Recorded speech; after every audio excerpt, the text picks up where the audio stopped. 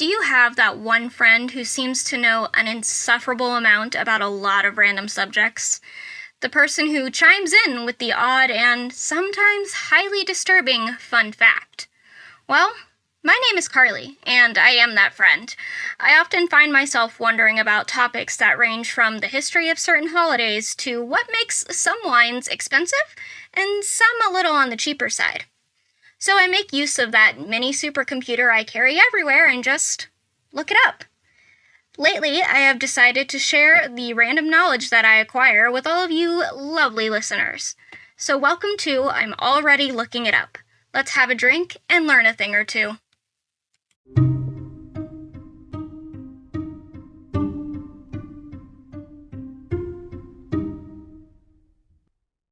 Hello. You're listening to I'm Already Looking It Up, the podcast where I, your host, research a random topic and tell you, my lovely listeners, all about it. So without further ado, let's get started. So today we have another special episode.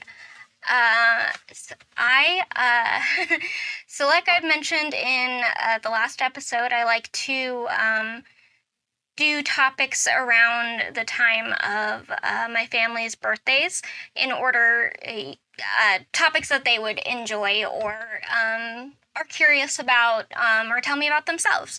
So this episode is going to be dedicated to my mom, whose birthday was in April, and today I decided we're going to talk about some really odd medical cases because my mom was a nurse for pretty much all of my life, up until I was 18. But yeah, so I think that this will be a fun little thing, but I'm going to warn ahead of time. There probably are gonna be some pretty gross cases on these lists that I have, so I just proceed with caution. If you don't like hearing about gross medical stuff, maybe this is not the episode for you. So yeah, without let's go on in. So the first case I have, I think a lot of people have heard this before, but I'm going to repeat it because A, it's so gross, and B, it's just interesting. So you shouldn't eat meat without cooking it first, and here's why. A man in China learned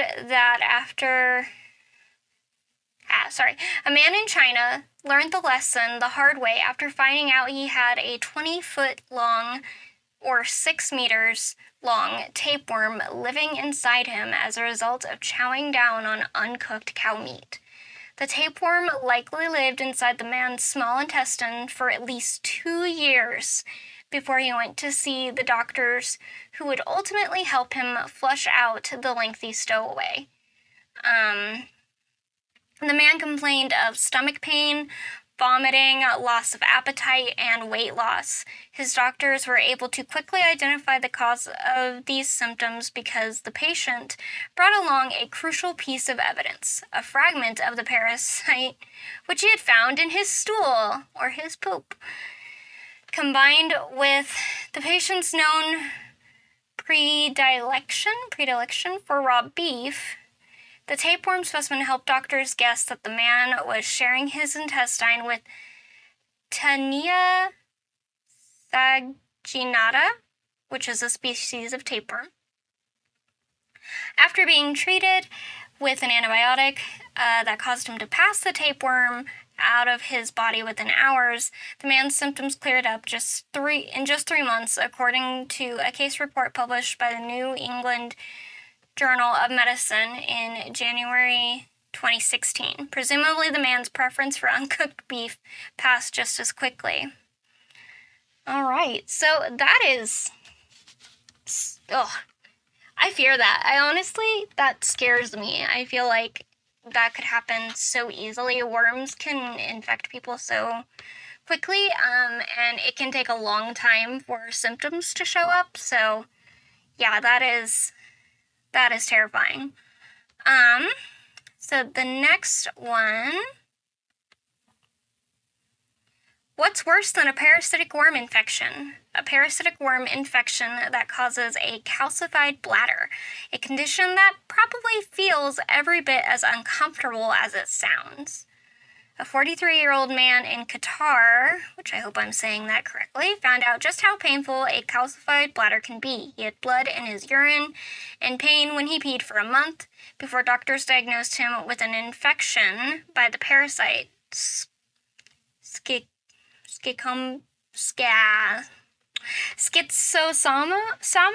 I don't know, which is transmitted by freshwater snails. Delicious. The wall of the man's bladder and his body's immune response caused these areas of bladder wall to become calcified in a pattern known as the eggshell calcification, according to the case report published in the New England Journal of Medicine in February 2016. While this kind of calcification as a result of the name of the infection is not rare, it is unusual for doctors to see a patient with an entire bladder encased in calcium, since it takes years for that much calcium to build up inside the body. But the patient's doctors suspected that the man actually became infected with the parasite as a child, and he had lived with it for at least 30 years before the doctors prescribed treatment. That is... that's messed up. Alright, lots of infection. I mean, medical things, it's lots of infections. So, the next one, some of these pictures are so gross. Nothing ruins a day at the beach quite like getting a fishbone stuck in your eyeball. Unfortunately, that's what happened to a beachgoer visiting the Red Sea in 2015. The 52-year-old tourist was swimming in the Red Sea when he collided with a school of fish. Not long after the incident, the man developed a swollen and droopy eyelid that wouldn't heal. A doctor's visit revealed he had an area of inflammation called a granuloma on his eyelid, and the patient underwent surgery to correct the issue. But a granuloma wasn't the only thing that the doctors removed from the erstwhile swimmer's eyeball during the surgery. Two tubular structures were also removed from the man's eyelid, according to the report published in the New England Journal of Medicine in September 2015. A biologist was called in to examine these strange specimens, which turned out to be the jaw bones of a half-beak fish that dwells in shallow coastal waters. The fish bones had immobilized the muscles controlling the man's eyelid, causing it to droop. But the droopy-eyed swimmer recovered shortly after his surgery. Fantastic. Good for the man. I'm glad they got that out of there, because that would hurt. I get things stuck in my eye all the time, and I just, I don't know, mostly eyelashes, to be honest, but it is what it is. Alright, so the next one, if my thing will scroll... I'm sorry, article, you promised me 27? That was 3. There we go. You know the expression, too much of a good thing? Well, that applies to the next case. A young man in Germany completed so many Sudoku puzzles, the logic game that may help sharpen memory, that he began having seizures. Of course, that's only part of the story. The man had been an avid Sudoku solver for some time before experiencing such seizures, but that changed after he was trapped in an avalanche during a ski trip. He was eventually rescued, but while buried under the snow, the man experienced a condition known as hypoxia, in which the body tissues and brain don't receive enough oxygen. Yeah, I've heard of that before. This condition caused the man to develop sudden muscle twitches around his mouth when he talked and in the muscles of his legs when he walked. He also experienced spontaneous seizures in his left arm. Doctors prescribed epileptic medications and thought they had these seizures under control. However, a few weeks after he was discharged from the hospital, the man began having seizures in his left arm again, but only when he did Sudoku puzzles. Eventually, doctors got to the root of the problem. The man had a very intense three-dimensional imagination that was activated whenever he did the brain-stimulating puzzles. The part of his brain that he used when thinking about things in 3D happened to be the part of his brain that was most affected by his 15 minutes of oxygen deprivation under the snow. Overactivating this damaged part of the brain was what caused the man's seizures. Unfortunately, he had to give up Sudoku in order to make a full recovery. That's kind of sad.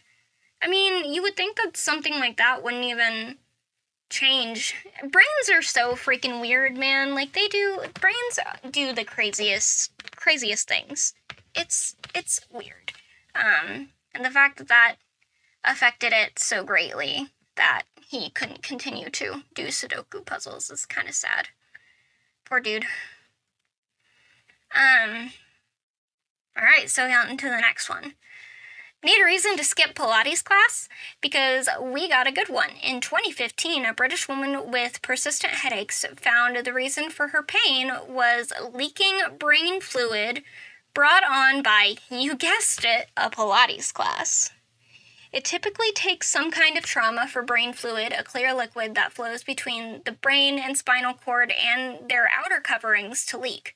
Trauma from car accidents, tumors, and botched surgeries are all known to sometimes cause this problem. But in certain people, brain fluid leaks can occur spontaneously, I know how to read, when too much pressure is put on the skull or spinal cord, which is probably what happened to the Pilates performing patient with persistent headaches. After a standard treatment of bed rest, caffeine, and ibuprofen, the woman recovered, according to a report published in the Journal of Medical Case Reports. Fantastic. That's crazy. I now have a reason to never exercise again because I get persistent headaches too. No, that's not a reason. Exercise is good for you. You should do it if you can. So yeah, well, good thing she recovered. I mean, I know brain leaks they can be pretty bad.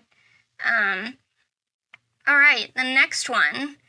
It's not entirely unusual for a 4-month-old baby to have a few teeth, unless those teeth are lodged in the baby's brain. Oh boy. Doctors suspected something might be going on inside a boy's brain when his head appeared to grow faster than was usual for his age. A scan of the child's brain revealed a tumor that contained what looked like teeth, normally found in the lower jaw. And indeed, when doctors removed the tumor, they extracted several fully formed teeth. While teeth do sometimes appear in tumors, the type of tumor removed from the infant's brain, I don't know how to say that, pharyngioma,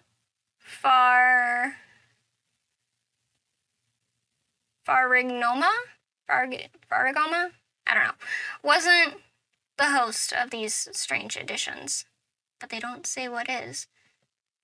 Crazy. Wasn't known to host these strange, okay, gotcha. That's crazy, though. I mean, I almost thought it was going to be what do they call those? There is a type of tumor, that you can get that has, like if you're, one of those people who, was supposed to have a twin, but then you, absorbed them in the womb, sometimes you can end up with, tumors or growths and that are that other twin. It happens. But I I'd have to look it up. But yeah, I thought that's what this was going to be a case of, but it was just in his brain, and that's insane. All right. This one kind of scares me just because of the title of it. What could cause a healthy 26-year-old to suffer a heart attack? Drinking nearly a dozen energy drinks a day every day. That's what.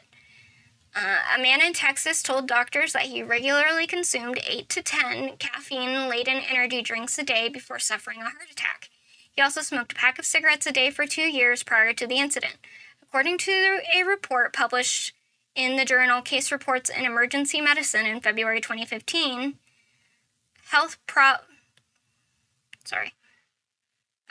it's just saying according to that report.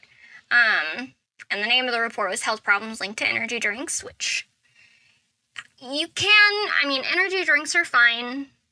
And I'm not a doctor or a nurse or any of that.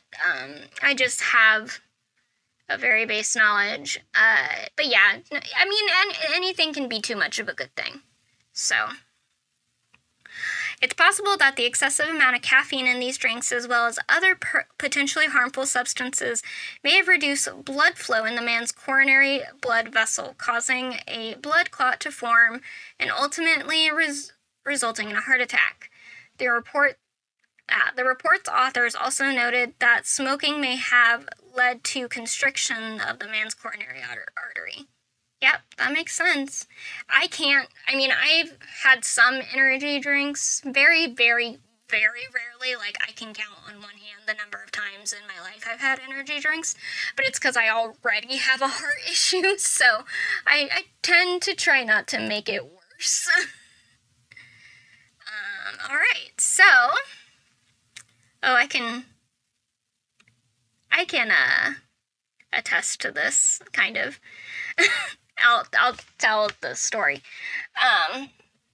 after I read this. All right. This is not what people mean when they say they want to ring in the new year. A woman in Australia accidentally inhaled an earring at a New Year's Eve party in 2015. The 41-year-old woman who had asthma reached into her purse for an inhaler when she began to wheeze during the New Year's festivities. Unbeknownst to her, a loose earring from her purse had become lodged in the inhaler, and she inhaled it when she used the device. The earring scratched the back of the woman's throat, causing her to wheeze more and cough up blood, but it became lodged in her right bronchus, one of the main airways leading from the windpipe to the lungs, according to a report published in the journal. Doctors were able to remove the earring, and the woman healed quickly. She also learned an important lesson about replacing the lid on her inhaler after every use. So, I have a funny story about inhaling jewelry, kind of. So when I was a little kid, like a toddler, apparently I had a proficiency for shoving things up my nose. And I did this quite often. So one day, as my mom tells it, she came in to the room I was in and found that I had stuck one of her necklaces up my nose and couldn't get it out, tried everything, so she had to take me to the ER. And so the doctor and my mom are at the ER, they're talking and stuff, and the doctor's like, okay, well, I'll, try to get it out. So he turns around to get something, and they hear me just do a quick, inhale with my nose, I guess, and then they heard me swallow. So what I had done, I suppose, was inhaled the necklace back through my nasal cavity and swallowed it. And so the only way to get the necklace back was to wait. I don't know that. I don't think I ever pooped it out, as far as I know. I heard that my mom, as far as my mom knew. But the other funny part to add to that was that when, a couple years ago, I had complained to my doctors about, having, problems with my eardrums and everything, and how like, I would lay down to sleep and I would struggle with sleep because I would hear heart pounding, stuff like that. So my doctor was like, well, I'd really like to do a scan, an MRI, so that we can make sure it's not like an aneurysm, because that, that does kind of sound like that's the symptoms. So I went and I did the MRI. She said, well, good news is it's not an aneurysm, but there does appear to be something in your, I think it was my right? What's that? No, I'm trying to remember which, in the back nasal cavity, that's like kind of under the eyes, I guess. There was something blocking that pretty much. So and it was, in the reports, it was reported as like an object. So I made the joke to my mom, because she had come with me to do the MRI that day, because she knew, like, I get really nervous going into MRIs because I'm claustrophobic. So she went to the hospital with me, so she would be there. And I was like, do you think it's that necklace I shoved up my nose as a kid? And she was like, no, I don't think it would be that. And I was like, I don't know. So it became a joke between us and some of my friends who I told about it. And I just thought that was a funny. People get jewelry everywhere. I have almost lost my rings like 1,000,000 times. Stuff happens. So, but yeah, I thought that was so funny that happened to come up. All right, so the next story. Green tea is supposed to be good for you. Researchers have found that compounds in the beverage may help suppress lung cancer and improve certain brain functions. However, drinking too much of green stuff is not a good idea. If you're not sure what else is in the tea bag, according to a report published in the journal BMI Case Reports in October 2015. A 16-year-old girl in the UK learned this lesson the hard way when, after consuming about 3 cups of green tea for 3 months, she started to show symptoms of acute hepatitis, or inflammation of the liver. The girl had ordered the suspect tea online after hearing claims that it could help her lose weight. Most of the beverage's ingredients were in Chinese, so she wasn't exactly sure what was in the alleged weight loss beverage. Her doctors didn't analyze the exact chemical makeup of the tea, but once the girl stopped consuming it, her symptoms, which included jaundice, joint pain, and dizziness, improved quickly. There you go. Don't order anything to consume online if you don't know for sure what's in it, because that can happen. All right. Pregnancy cravings are normal, but indulging unusual cravings when pregnant can sometimes be dangerous. Case in point, a woman who consumed a 1-pound box of baking soda a day, both before and during her pregnancy, developed serious muscle and heart conditions, according to a report published in Journal Obstetrics and Gynecology in August 2013. Jeez. An x-ray showing 100 bubble tea pearls in the teen's abdomen. Oh, that's just other articles. My bad. What caused the woman to crave an ingredient most commonly found in very small quantities in baked goods? The doctors who diagnosed her believed it was a condition known as pica, which is common during pregnancy and is characterized by cravings of non-food items such as baking powder, clay, or dirt. Baking soda is mostly made up of sodium bicarbonate, which, when consumed in large quantities, can disturb the body's normal metabolic process. In the case of the mother-to-be, downing such a large quantity of baking soda resulted in a weakening of the heart and other muscles. Luckily, the doctors were able to induce labor, and the woman delivered a healthy baby. Well, that's good. Still, I can't imagine, like, taking a spoonful of baking soda and putting it in my mouth. That sounds so gross. Alright. Oh, that's all there is. I don't think that was 27 cases, but alright. No worries, I have a backup article. This article also, it came from Live Science, so yeah. Pretty interesting stuff. Alright, and then my backup article comes from IFL Science. Some of the strangest medical cases of all time. Hopefully we don't have any repeats here. Let's see. Alright, so, tumors have been known to grow hair and even teeth before, but this young man had what he thought was to be a benign tumor in his eyeball until it started growing in size and sprouting several thick black hairs. That is, there's a picture and I just, I don't like eyes. When it's eyes or feet, like I can't with that. Anything that's harmful. I don't even know why feet really bother me, but eyes are just like, it's such a thing. Known as limbal dermoids, the tumors are thought to contain tissue that is normally found in other parts of the body. This can range wildly from simple connective tissue, and fat to more complex structures such as sweat glands, bone, and even brain tissue.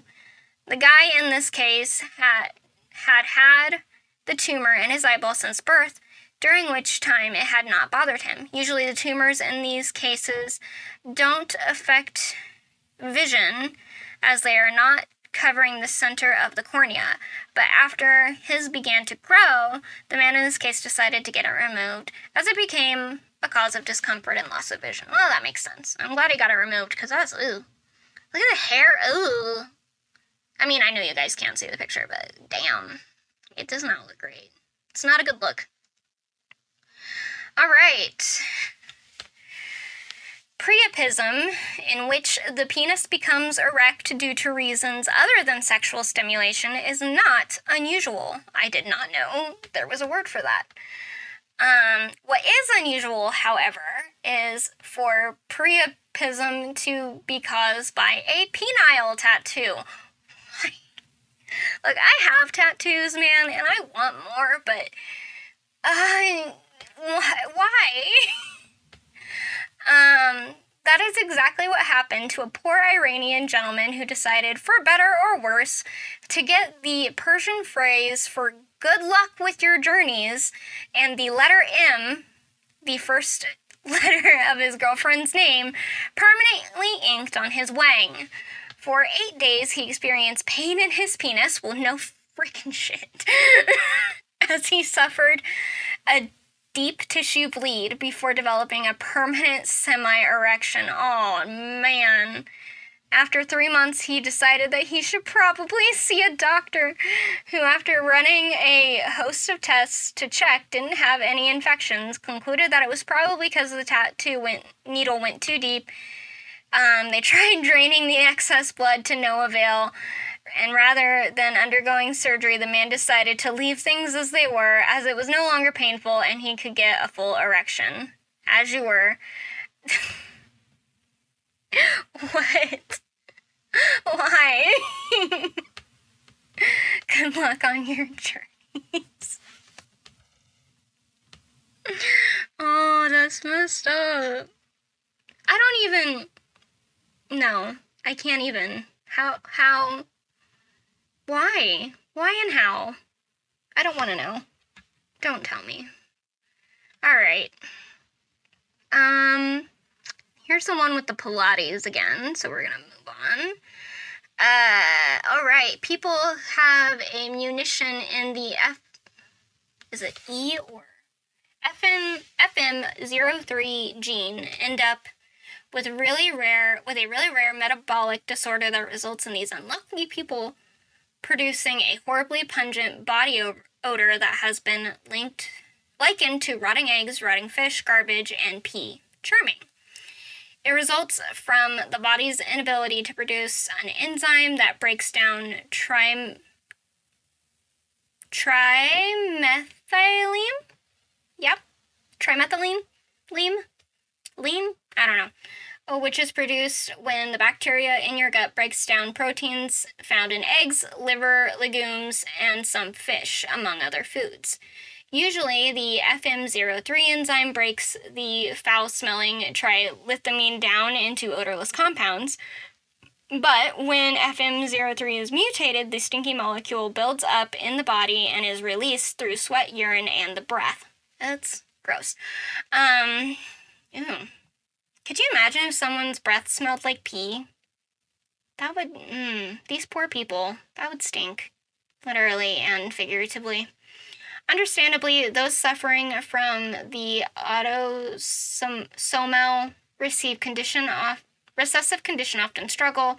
The intensity of the odor can vary over time, meaning that people can find it difficult to manage careers, relationships, and social lives. That's so sad. Aww. And that's like not even something you can control. That's sad. That's very sad. Alright, the next one. When an old man experienced frequent vomiting and felt painful spasms in his chest whenever he swallowed, I'm not sure he expected his esophagus to look not unlike a playground slide when given an endoscopy. Endoscopy. I feel like I always say that wrong. It sounds weird. It turned out that the patient's esophagus formed a perfect helix every time he swallowed. The condition is to do with the muscles that surrounded the esophagus and contract, helping to push the food you just chowed down on into your stomach. In a normal person, these muscles contract in sequence from top to bottom, helping the food go the right way. For those who have this condition, however, the muscles all contract at the same time, distorting the esophagus into a spiral shape. Ow. Ow. While we know what causes the condition, unfortunately, for those suffering from it, there isn't much that can be done. Botox has been tried in some cases, but this typically only lasts between 6 and 12 months, while some drugs that act to modulate the muscle contractions have also been met with limited success. Aw, that's also sad and not something you can control. God, the body is weird. It does weird things. Okay. You'd be forgiven for thinking that you need most of your brain. Well, the bizarre case of a 44-year-old Frenchman who had seemingly gone most of his life with only 10% of his brain intact says otherwise. Well, we only use 10% of our brains. Doctors only realized something was up when he reported feeling a wild weakness in his left leg. One thing led to another, and he ended up going for a brain scan, which revealed most of his skull was filled with fluid. It is estimated that an astonishing 90% of his brain is damaged after being slowly destroyed over a period of 3 decades, leaving just a thin layer around the outside. The buildup of fluid in the brain is technically known as hydrocephalus.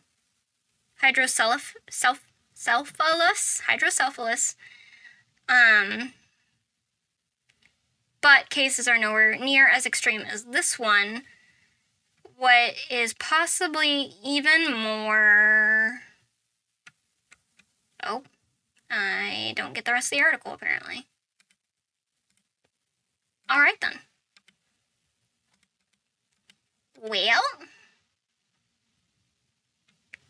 Yeah, that's crazy. That is a lot of damage to your brain. That's nutso.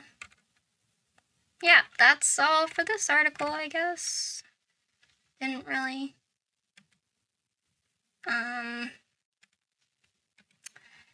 end that well, but alright.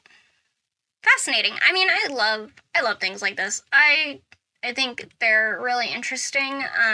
Just because, like I said, there are these conditions like the throat thing and the body odor thing that are just so out of our control and beyond our reach. I mean, even if you do take care of yourself and you are pretty healthy, like, you never know what could go wrong. That's kind of terrifying when it comes to humans. We are very weird. Our bodies are very strange. But also, like, I don't know, I think every living organism is like that. You have your basic ways of how things should be, and then there's also the thought that, there's always exceptions to the rule. There's always going to be something rare that happens. So, yeah. But, I think for today, we'll leave it there. I think for today, that's where we'll leave it. Thank you for taking the time to listen. And if you enjoyed the show, please like and subscribe and share it. It really helps me out. Thanks again. I'll see you next time. Bye. Thank you for listening to I'm Already Looking It Up. If you're enjoying the podcast, please like and subscribe. If you'd like to support the show, you can go to my Patreon at patreon.com/wildforestproductions. Don't forget to check out all the social links below. Thank you!